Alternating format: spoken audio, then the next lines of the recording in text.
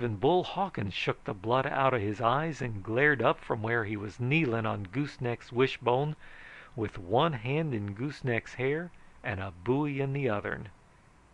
Everybody quit fighting everybody else and looked at the door, and there was Soapy Jackson, a reelin' and a weavin' with a empty bottle in one hand and hollering, "Big gold strike in Wild Hoss Gulch," he blats.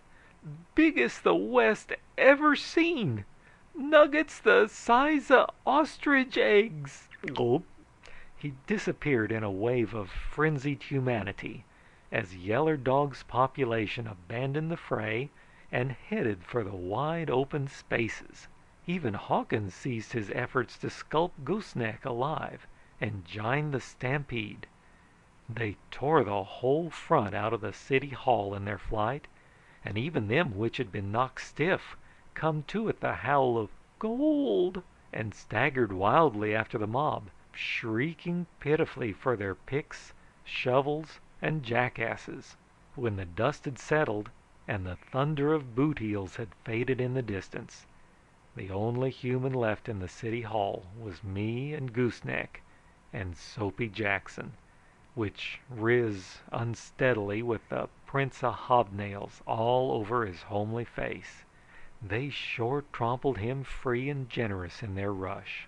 Gooseneck staggered up, glared wildly about him, and went into convulsions. At first he couldn't talk at all. He just frothed at the mouth. When he found speech, his language was shocking. "What you spring at this time o' night for?" he howled. "Breckenridge, I said to tell him to bring the news in the morning, not tonight."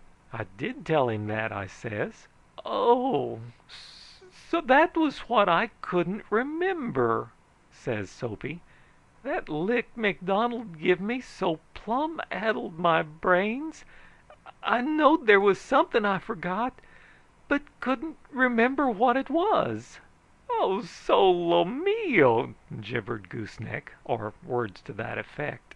"Well, what you kicking about?" I demanded, peevishly, having just discovered that somebody'd stabbed me in the hind leg during the melee.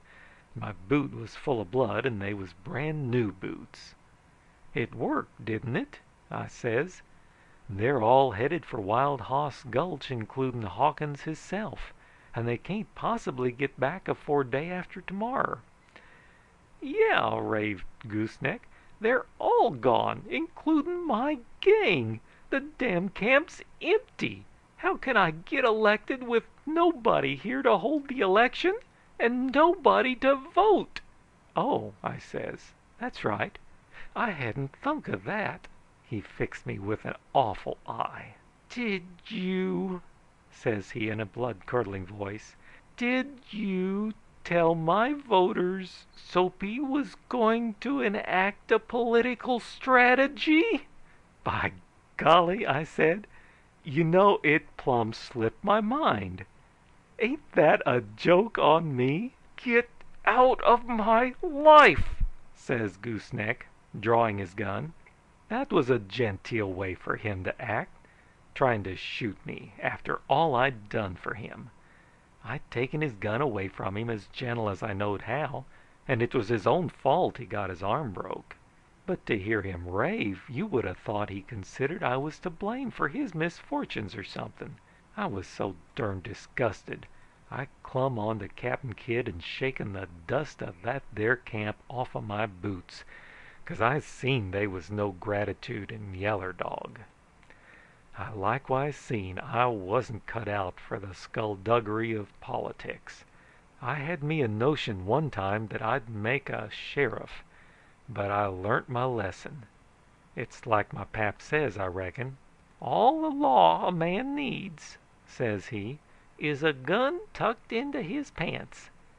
And the main larnin' he needs is to know which end of that gun the bullet comes out of. What's good enough for pap, gents, is good enough for me. End of Pistol Politics.